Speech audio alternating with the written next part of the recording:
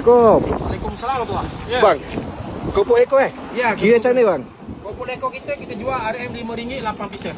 Okey. Siap sos lah. Siap sos. Okey baik. Ya. Tak RM10 lah bang. RM10 Okey, dah biasa makan kopok kita belum? First time bang try. First time Tuan nampak panas-panas kan? betul. Kopok kita panas-panas.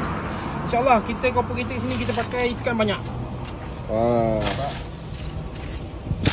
Puas nak makan InsyaAllah sebab kopok kita pakai lebih kurang 70 hingga 80% ikan. Yang mana tepung kita pakai 20% saja.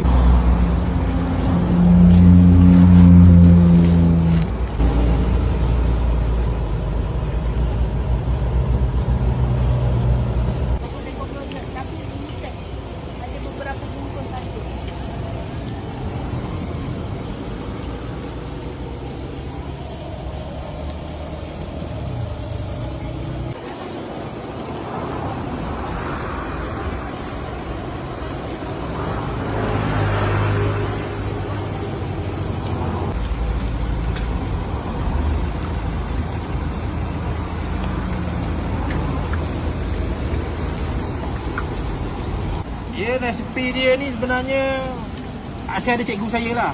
Dia berada di Kuala Terengganu, iaitu kalau orang Terengganu mesti tahu keropok leko mok Cina di Tanjung Batu Rakit di Kuala Terengganu. So keropok dia tu memang viral lah kat Terengganu. So saya belajar kat sana lebih kurang seminggu. Saya gisap gilak balik bahasa punya bakat mak ayah saya pernah jual keropok kan. Saya balik Johor, saya try buat, alhamdulillah.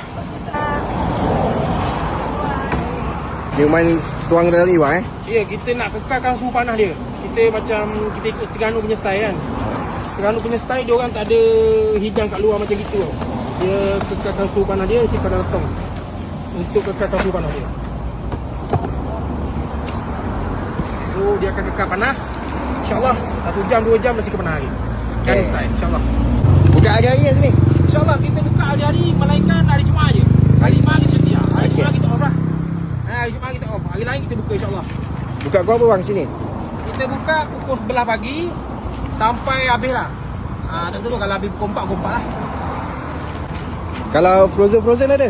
Frozen ada. Kita ada frozen kita. Ini frozen kita.